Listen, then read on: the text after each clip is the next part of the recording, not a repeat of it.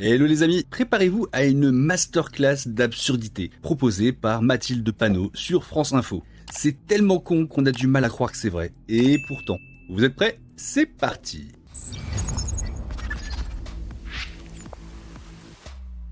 Et nous avons notamment des situations de sécheresse évidemment en France, mais nous avons aussi des situations de sécheresse dans les océans et dans les mers, ce qui est extrêmement dramatique.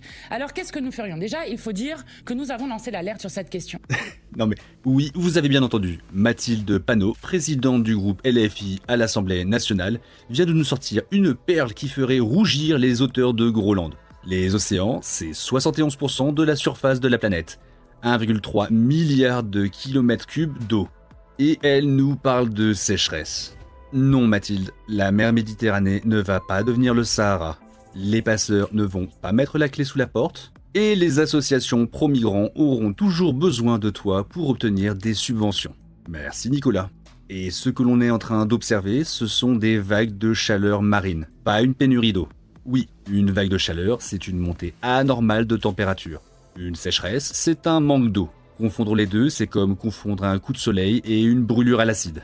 Quand on est une figure politique, on a une responsabilité. Et ce genre de déclaration, ça brouille le message scientifique, ça désinforme et ça flingue la crédibilité de tout le débat écologique. On a quand même des chercheurs, des climatologues, des océanographes qui bossent dur pour expliquer ces enjeux et en une phrase, tu ruines tout. À ce niveau, c'est pas une maladresse, c'est une insulte à l'intelligence collective. Et c'est révélateur d'un décalage inquiétant entre certains élus et la réalité scientifique, voire la réalité tout court. Parce que oui, les vagues de chaleur marine, c'est grave. Mais parler de sécheresse dans l'océan, c'est comme parler d'un incendie sous-marin, ça n'a juste aucun putain de sens. Et pourtant, cet élu vote des lois, participe aux décisions.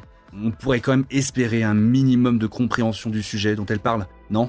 Si on commence à parler d'installer des humidificateurs dans l'Atlantique, faudra pas s'étonner. Bref, l'écologie mérite quand même beaucoup mieux que des slogans flous et des concepts mal maîtrisés, que ce soit par la gauche, la LFI ou même les écolos. Car oui, à force de conneries, ils ont fini par dégoûter tout le monde d'un sujet pourtant essentiel. Bon, voilà, c'est tout pour aujourd'hui les amis. Si vous en avez marre de voir les SECPA dans le débat public, abonnez-vous pour soutenir la chaîne. On a besoin de vous pour continuer à démonter ce genre de conneries.